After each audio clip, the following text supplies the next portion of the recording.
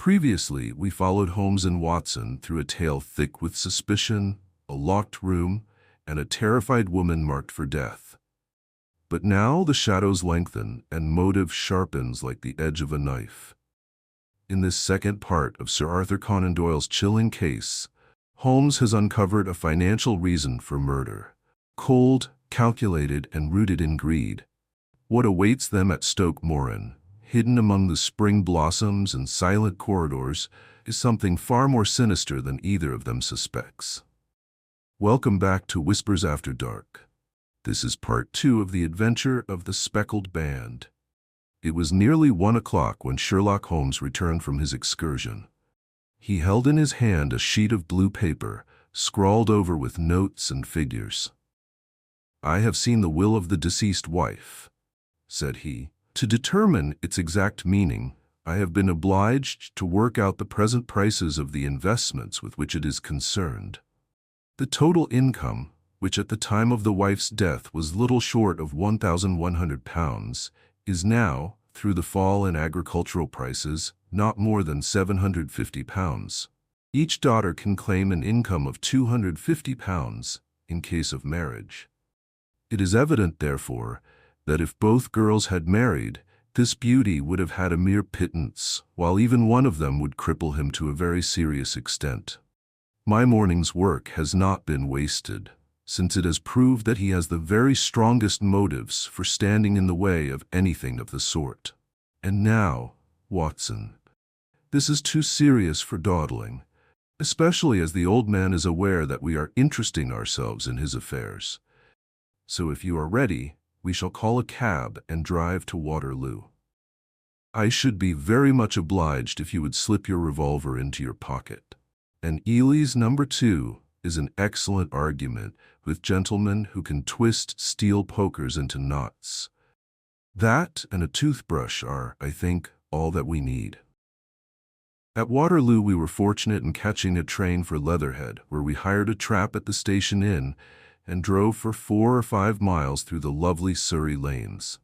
It was a perfect day, with a bright sun and a few fleecy clouds in the heavens.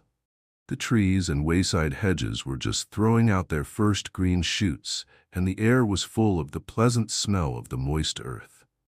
To me, at least, there was a strange contrast between the sweet promise of the spring and this sinister quest upon which we were engaged. My companion sat in the front of the trap, his arms folded, his hat pulled down over his eyes, and his chin sunk upon his breast, buried in the deepest thought. Suddenly, however, he started, tapped me on the shoulder, and pointed over the meadows. "Look there," said he. A heavily timbered park stretched up in a gentle slope, thickening into a grove at the highest point. From amid the branches there jutted out the gray gables and high roof tree of a very old mansion. "Stoke Moran?" said he. "Yes, sir. That be the house of Dr. Grimesby Roylott," remarked the driver. "There is some building going on there," said Holmes. "That is where we are going." "There's the village," said the driver, pointing to a cluster of roofs some distance to the left. "But if you want to get to the house, you'll find it shorter to get over this stile, and so by the footpath over the fields. There it is, where the lady is walking." "And the lady, I fancy, is Miss Stoner," observed Holmes, shading his eyes. "Yes, I think we had better do as you suggest." We got off, paid our fare, and the trap rattled back on its way to Leatherhead. "I thought it as well," said Holmes as we climbed the stile, "that this fellow should think we had come here as architects or on some definite business. It may stop his gossip." "Good afternoon, Miss Stoner. You see that we have been as good as our word." Our client of the morning had hurried forward to meet us with a face which spoke her joy. "I have been waiting so eagerly for you," she cried, shaking hands with us warmly. "All has turned out splendidly. Dr. Roylott has gone to town, and it is unlikely that he will be back before evening." "We have had the pleasure of making the doctor's acquaintance," said Holmes, and in a few words he sketched out what had occurred. Miss Stoner turned white to the lips as she listened. "Good heavens!" she cried. "He has followed me then." So it appears. He is so cunning that I never know when I am safe from him. What will he say when he returns? He must guard himself, for he may find that there is someone more cunning than himself upon his track. You must lock yourself up from him tonight. If he is violent, we shall take you away to your aunt's at Harrow. Now, we must make the best use of our time, so kindly take us at once to the rooms which we are to examine. The building was of gray, lichen-blotched stone, with a high central portion and two curving wings, like the claws of a crab, thrown out on each side. In one of these wings the windows were broken and blocked with wooden boards, while the roof was partly caved in, a picture of ruin. The central portion was in little better repair, but the right-hand block was comparatively modern, and the blinds in the windows, with the blue smoke curling up from the chimneys, showed that this was where the family resided. Some scaffolding had been erected against the end wall, and the stonework had been broken into, but there were no signs of any workmen at the moment of our visit. Holmes walked slowly up and down the ill-trimmed lawn and examined with deep attention the outsides of the windows. This, I take it, belongs to the room in which you used to sleep. The center one to your sister's, and the one next to the main building to Dr. Roylott's chamber? Exactly so. But I am now sleeping in the middle one. Pending the alterations, as I understand. By the way, there does not seem to be any very pressing need for repairs at that end wall. There were none. I believe that it was an excuse to move me from my room. Ah, that is suggestive. Now, on the other side of this narrow wing runs the corridor from which these three rooms open. There are windows in it, of course? Yes, but very small ones, too narrow for anyone to pass through. As you both locked your doors at night, your rooms were unapproachable from that side. Now, would you have the kindness to go into your room and bar your shutters? Miss Stoner did so, and Holmes, after a careful examination through the open window, endeavored in every way to force the shutter open, but without success. There was no slit through which a knife could be passed to raise the bar. Then with his lens he tested the hinges, but they were of solid iron, built firmly into the massive masonry. "Hum," said he, scratching his chin in some perplexity, "my theory certainly presents some difficulties. No one could pass these shutters if they were bolted. Well, we shall see if the inside throws any light upon the matter." A small side door led into the whitewashed corridor from which the three bedrooms opened. Holmes refused to examine the third chamber, so we passed at once to the second, that in which Miss Stoner was now sleeping, and in which her sister had met with her fate. It was a homely little room, with a low ceiling and a gaping fireplace, after the fashion of old country houses. A brown chest of drawers stood in one corner, a narrow white counter-paned bed in another, and a dressing table on the left-hand side of the window. These articles, with two small wicker-work chairs, made up all the furniture in the room, save for a square of Wilton carpet in the center. The boards round and the paneling of the walls were of brown, worm-eaten oak, so old and discolored that it may have dated from the original building of the house. Holmes drew one of the chairs into a corner and sat silent, while his eyes traveled round and up and down, taking in every detail of the apartment. "Where does that bell communicate with?" he asked at last, pointing to a thick bell rope which hung down beside the bed, the tassel actually lying upon the pillow. "It goes to the housekeeper's room." "It looks newer than the other things?" "Yes, it was only put there a couple of years ago." "Your sister asked for it, I suppose?" "No, I never heard of her using it. We used always to get what we wanted for ourselves. Indeed, it seemed unnecessary to put so nice a bell-pull there. You will excuse me for a few minutes while I satisfy myself as to this floor." He threw himself down upon his face with his lens in his hand and crawled swiftly backward and forward, examining minutely the cracks between the boards. Then he did the same with the woodwork with which the chamber was paneled. Finally, he walked over to the bed and spent some time in staring at it and in running his eye up and down the wall. Finally, he took the bell rope in his hand and gave it a brisk tug. "Why, it's a dummy," said he. "Won't it ring?" "No, it is not even attached to a wire. This is very interesting. You can see now that it is fastened to a hook just above where the little opening for the ventilator is." "How very absurd. I never noticed that before."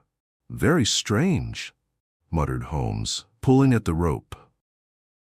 "There are one or two very singular points about this room. For example, what a fool a builder must be to open a ventilator into another room, when, with the same trouble, he might have communicated with the outside air." "That is also quite modern," said the lady. "Done about the same time as the bell rope?" remarked Holmes. "Yes, there were several little changes carried out about that time. They seem to have been of a most interesting character. Dummy bell ropes and ventilators which do not ventilate. With your permission, Miss Stoner, we shall now carry our researches into the inner apartment." Dr. Grimesby Roylott's chamber was larger than that of his stepdaughter, but was as plainly furnished. A camp bed, a small wooden shelf full of books, mostly of a technical character, an armchair beside the bed, a plain wooden chair against the wall, a round table, and a large iron safe were the principal things which met the eye. Holmes walked slowly round and examined each and all of them with the keenest interest. "What's in here?" he asked, tapping the safe. "My stepfather's business papers." "Oh, you have seen inside, then?" "Only once, some years ago. I remember that it was full of papers." "There isn't a cat in it, for example?" "No. What a strange idea." "Well, look at this." He took up a small saucer of milk which stood on the top of it. "No, we don't keep a cat, but there is a cheetah and a baboon." "Ah, yes, of course. Well, a cheetah is just a big cat, and yet a saucer of milk does not go very far in satisfying its wants, I dare say. There is one point which I should wish to determine." He squatted down in front of the wooden chair and examined the seat of it with the greatest attention. "Thank you. That is quite settled," said he, rising and putting his lens in his pocket. "Hullo, here is something interesting." The object which had caught his eye was a small dog lash hung on one corner of the bed. The lash, however, was curled upon itself and tied so as to make a loop of whipcord. "What do you make of that, Watson?" "It's a common enough lash. But I don't know why it should be tied. That is not quite so common, is it?" "Ah, me. It's a wicked world, and when a clever man turns his brains to crime, it is the worst of all. I think that I have seen enough now, Miss Stoner, and with your permission we shall walk out upon the lawn." I had never seen my friend's face so grim or his brow so dark as it was when we turned from the scene of this investigation. We had walked several times up and down the lawn, neither Miss Stoner nor myself liking to break in upon his thoughts before he roused himself from his reverie. "It is very essential, Miss Stoner," said he, "that you should absolutely follow my advice in every respect." "I shall most certainly do so. The matter is too serious for any hesitation. Your life may depend upon your compliance. I assure you that I am in your hands. In the first place, both my friend and I must spend the night in your room." Both Miss Stoner and I gazed at him in astonishment. "Yes, it must be so. Let me explain. I believe that that is the village inn over there?" "Yes, that is the Crown." "Very good. Your windows would be visible from there?" "Certainly." "You must confine yourself to your room, on pretense of a headache, when your stepfather comes back. Then when you hear him retire for the night, you must open the shutters of your window, undo the hasp, put your lamp there as a signal to us, and then withdraw quietly with everything which you are likely to want into the room which you used to occupy. I have no doubt that, in spite of the repairs, you could manage there for one night." "Oh yes, easily. The rest you will leave in our hands." "But what will you do?" "We shall spend the night in your room, and we shall investigate the cause of this noise which has disturbed you." "I believe, Mr. Holmes, that you have already made up your mind," said Miss Stoner, laying her hand upon my companion's sleeve. "Perhaps I have." "Then, for pity's sake, tell me what was the cause of my sister's death. I should prefer to have clearer proofs before I speak. You can at least tell me whether my own thought is correct, and if she died from some sudden fright." "No, I do not think so. I think that there was probably some more tangible cause. And now, Miss Stoner, we must leave you, for if Dr. Roylott returned and saw us, our journey would be in vain. Goodbye, and be brave, for if you will do what I have told you, you may rest assured that we shall soon drive away the dangers that threaten you." Sherlock Holmes and I had no difficulty in engaging a bedroom and sitting room at the Crown Inn. They were on the upper floor, and from our window we could command a view of the avenue gate and of the inhabited wing of Stoke Moran Manor House. At dusk we saw Dr. Grimesby Roylott drive past, his huge form looming up beside the little figure of the lad who drove him. The boy had some slight difficulty in undoing the heavy iron gates, and we heard the hoarse roar of the doctor's voice and saw the fury with which he shook his clenched fists at him. The trap drove on, and a few minutes later we saw a sudden light spring up among the trees as the lamp was lit in one of the sitting rooms. "Do you know, Watson," said Holmes as we sat together in the gathering darkness, "I have really some scruples as to taking you tonight. There is a distinct element of danger. Can I be of assistance? Your presence might be invaluable. Then I shall certainly come. It is very kind of you. You speak of danger. You have evidently seen more in these rooms than was visible to me." "No, but I fancy that I may have deduced a little more. I imagine that you saw all that I did." "I saw nothing remarkable save the bell rope, and what purpose that could answer, I confess, is more than I can imagine." "You saw the ventilator too?" "Yes, but I do not think that it is such a very unusual thing to have a small opening between two rooms. It was so small that a rat could hardly pass through. I knew that we should find a ventilator before ever we came to Stoke Moran." "My dear Holmes." "Oh yes, I did. You remember in her statement she said that her sister could smell Dr. Roylott's cigar. Now, of course, that suggested at once that there must be a communication between the two rooms.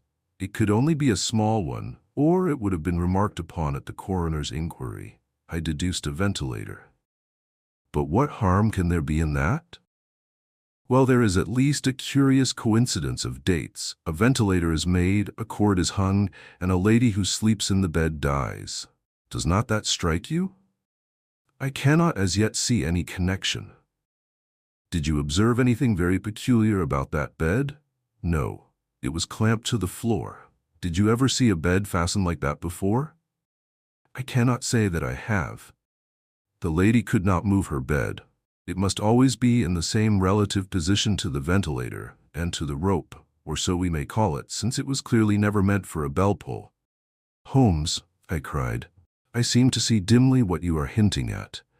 We are only just in time to prevent some subtle and horrible crime." "Subtle enough and horrible enough. When a doctor does go wrong, he is the first of criminals. He has nerve, and he has knowledge.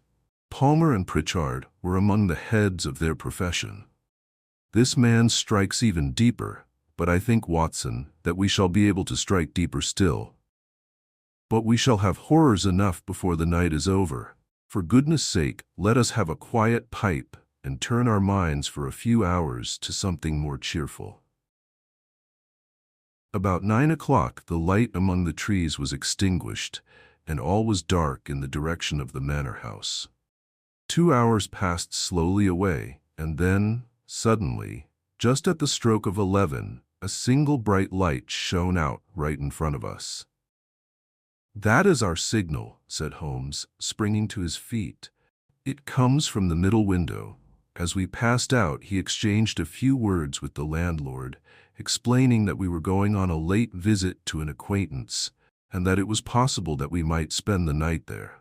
A moment later we were out on the dark road, a chill wind blowing in our faces, and one yellow light twinkling in front of us through the gloom to guide us on our somber errand. There was little difficulty in entering the grounds, for unrepaired breaches gaped in the old park wall. Making our way among the trees, we reached the lawn, crossed it, and were about to enter through the window when out from a clump of laurel bushes there darted what seemed to be a hideous and distorted child, who threw itself upon the grass with writhing limbs and then ran swiftly across the lawn into the darkness. "My God," I whispered, "did you see it?" Holmes was for the moment as startled as I. His hand closed like a vice upon my wrist in his agitation. Then he broke into a low laugh and put his lips to my ear. "It is a nice household," he murmured. "That is the baboon." I had forgotten the strange pets which the doctor affected. There was a cheetah, too. Perhaps we might find it upon our shoulders at any moment. I confess that I felt easier in my mind when, after following Holmes' example and slipping off my shoes, I found myself inside the bedroom. My companion noiselessly closed the shutters, moved the lamp onto the table, and cast his eyes round the room. All was as we had seen it in the daytime. Then, creeping up to me and making a trumpet of his hand, he whispered into my ear again so gently that it was all that I could do to distinguish the words. The least sound would be fatal to our plans. I nodded to show that I had heard.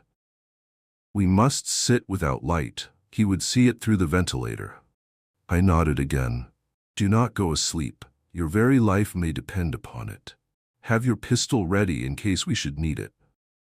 I will sit on the side of the bed, and you in that chair." I took out my revolver and laid it on the corner of the table. Holmes had brought up a long, thin cane, and this he placed upon the bed beside him. By it he laid the box of matches and the stump of a candle. Then he turned down the lamp, and we were left in darkness. How shall I ever forget that dreadful vigil? I could not hear a sound, not even the drawing of a breath, and yet I knew that my companion sat open-eyed within a few feet of me, in the same state of nervous tension in which I was myself. The shutters cut off the least ray of light, and we waited in absolute darkness. From outside came the occasional cry of a night bird, and once at our very window a long-drawn cat-like whine, which told us that the cheetah was indeed at liberty. Far away we could hear the deep tones of the parish clock, which boomed out every quarter of an hour. How long they seemed, those quarters! 12 struck, and 1 and 2 and 3, and still we sat waiting silently for whatever might befall. Suddenly there was the momentary gleam of a light up in the direction of the ventilator, which vanished immediately, but was succeeded by a strong smell of burning oil and heated metal. Someone in the next room had lit a dark lantern. I heard a gentle sound of movement, and then all was silent once more, though the smell grew stronger. For half an hour I sat with straining ears. Then suddenly another sound became audible, a very gentle, soothing sound, like that of a small jet of steam escaping continually from a kettle. The instant that we heard it, Holmes sprang from the bed, struck a match, and lashed furiously with his cane at the bell-pull. "You see it, Watson?" he yelled. "You see it?" But I saw nothing. At the moment when Holmes struck the light, I heard a low, clear whistle, but the sudden glare flashing into my weary eyes made it impossible for me to tell what it was at which my friend lashed so savagely. I could, however, see that his face was deadly pale and filled with horror and loathing. He had ceased to strike and was gazing up at the ventilator when suddenly there broke from the silence of the night the most horrible cry to which I have ever listened. It swelled up louder and louder, a hoarse yell of pain and fear and anger all mingled in the one dreadful shriek. They say that away down in the village and even in the distant parsonage, that cry raised the sleepers from their beds. It struck cold to our hearts, and I stood gazing at Holmes, and he at me, until the last echoes of it had died away into the silence from which it rose. "What can it mean?" I gasped. "It means that it is all over," Holmes answered. And perhaps, after all, it is for the best. Take your pistol, and we will enter Dr. Roylott's room." With a grave face, he lit the lamp and led the way down the corridor. Twice he struck at the chamber door without any reply from within. Then he turned the handle and entered, I at his heels, with the cocked pistol in my hand. It was a singular sight which met our eyes. On the table stood a dark lantern with the shutter half open, throwing a brilliant beam of light upon the iron safe, the door of which was ajar. Beside this table, on the wooden chair, sat Dr. Grimesby Roylott, clad in a long gray dressing gown, his bare ankles protruding beneath, and his feet thrust into red heelless Turkish slippers. Across his lap lay the short stock with the long lash which we had noticed during the day. His chin was cocked upward, and his eyes were fixed in a dreadful, rigid stare at the corner of the ceiling. Round his brow he had a peculiar yellow band with brownish speckles, which seemed to be bound tightly round his head. As we entered, he made neither sound nor motion. "The band, the speckled band," whispered Holmes. I took a step forward. In an instant his strange headgear began to move, and there reared itself from among his hair the squat diamond-shaped head and puffed neck of a loathsome serpent. "It is a swamp adder," cried Holmes, "the deadliest snake in India. He has died within 10 seconds of being bitten.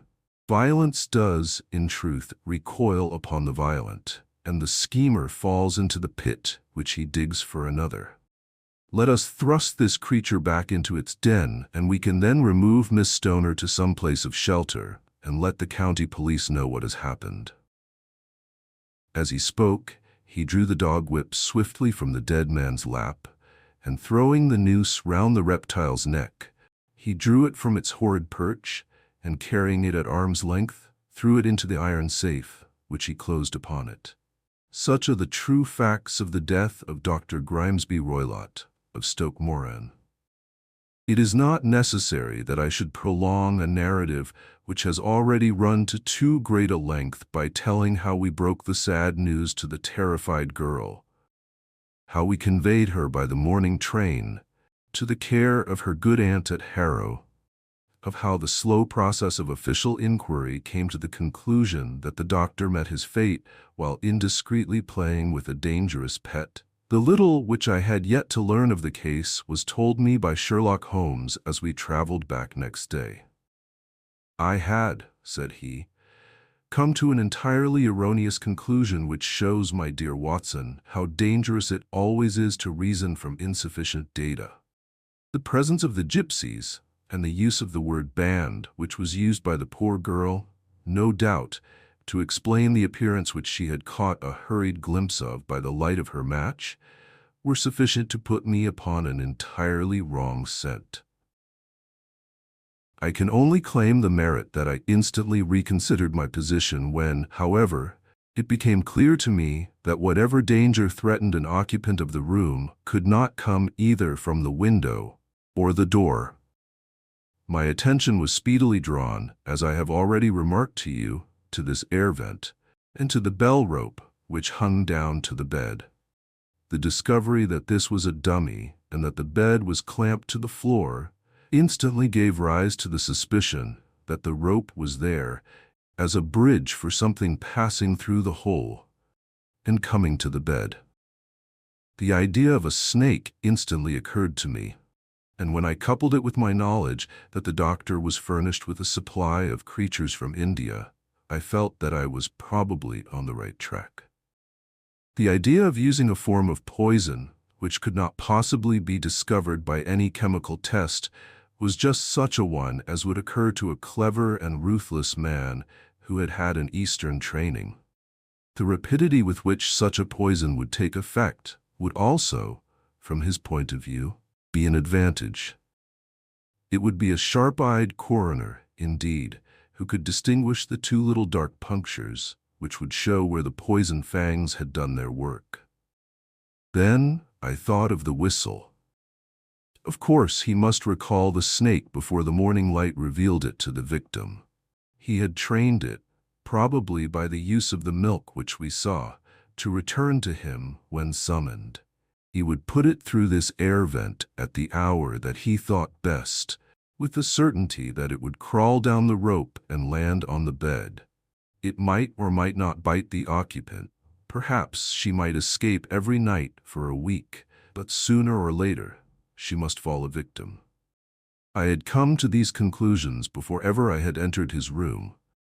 An inspection of his chair showed me that he had been in the habit of standing on it, which of course would be necessary in order that he should reach the air vent.